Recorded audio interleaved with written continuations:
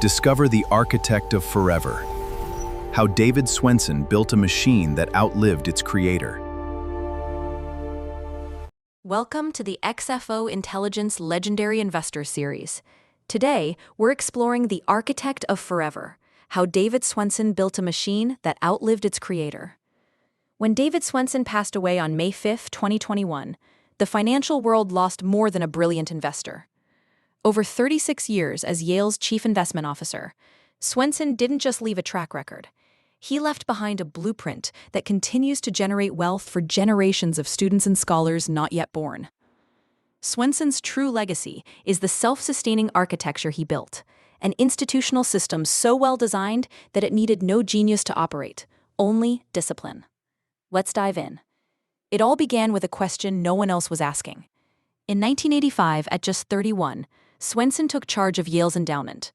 Back then, institutions followed a standard playbook, a traditional mix of stocks and bonds, market benchmarks, and hired managers. Swensen asked something deceptively simple.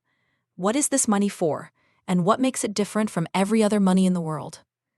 Yale's endowment wasn't a mutual fund. It wasn't a retirement account. It was permanent capital, money with a time horizon stretching centuries, obligated to no taxes, supporting Yale's mission with a modest annual outflow around 5%. Swensen's insight: the unique nature of this capital should dictate its strategy. Once understood, the optimal approach became inevitable. Swensen based his framework on 6 fundamental truths about permanent capital. Truth 1: time is the ultimate advantage. Most investors think in quarters or years. Yale could think in centuries. Patient capital accesses returns that require time to materialize, capturing an illiquidity premium, extra returns paid to those who wait. Truth 2: markets are structurally inefficient in specific ways. Public markets are broadly efficient, but illiquid or complex markets remain inefficient. Constraints force many investors to avoid illiquid assets, leaving opportunities for those who can hold. Truth 3: compounding is the dominant force in wealth creation. Small return differences yield huge effects over decades. Every fee and friction compounds negatively, eroding wealth. Truth 4: risk is not volatility. For permanent capital, volatility is noise. Real risks are inflation, liquidity crises, fraud, strategy crowding, or governance collapse. Truth 5: institutions are bounded by their capabilities. Yale's capabilities were academic rigor and patient governance, not high-frequency trading. The strategy aligned with its strengths. Truth 6: sustainable advantage comes from structure, not tactics. Yale's true edge was its permanent capital, tax-exempt status, and governance, not stock picks. Swensen designed an intricate system. At its core was a liquidity fortress, 15 to 25% in cash, treasuries, and liquid equities. A buffer covering years of spending, enabling opportunistic plays during crises and insulating the team from short-term noise. It was never depleted for mere opportunity, only genuine generational bargains. The illiquidity engine: 70 to 80% of the portfolio was in private equity, venture capital, real estate, natural resources, and absolute return.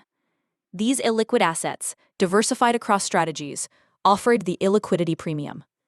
Swensen forged lasting partnerships with top-tier managers, providing consistent capital, fair fees, and patience through downturns. The returns generated enhanced Yale's reputation, attracting even better managers and terms, creating an excellence flywheel that reinforced itself over decades. But Swensen also prepared for crises with protocols designed years in advance. When the 2008 crash hit, the system automatically deployed liquidity, contacted managers, and seized opportunities. It wasn't courage, it was systems design. Swensen's decision frameworks were equally crucial. Every decision faced a century-long outlook. Evidence trumped narrative, data over emotion. His contrarian approach exploited market mispricings driven by others' constraints, and capacity-aware complexity kept sophistication within reach of institutional capabilities. Most imitators of the Yale model failed. They copied the portfolio, not the system. They lacked Yale's time horizon, its capabilities, its mission alignment, and its deep manager partnerships. A portfolio without the underlying system was just assets waiting for mismanagement. There are universal lessons here. Start with your unique advantages. your time horizon, your constraints, your mission. Design for longevity, not short-term performance. Build capabilities before pursuing complexity. Prepare for crises long before they arrive. And focus on what you can control, your process, not the market's whims. David Swensen didn't just create returns. He created an institution that endures without him. That's the hallmark of true leadership, designing systems where excellence emerges naturally. Not from personal genius, but from a well-built architecture. In finance and beyond, the real question is, are you building returns, or are you building something that will outlast you? Swensen's answer offers a blueprint. Focus on the architecture, and you too might become an architect of forever. If you enjoyed today's episode, don't forget to like, share, and subscribe to the XFO Intelligence podcast channel. We welcome your feedback at xfointelligence.gmail.com.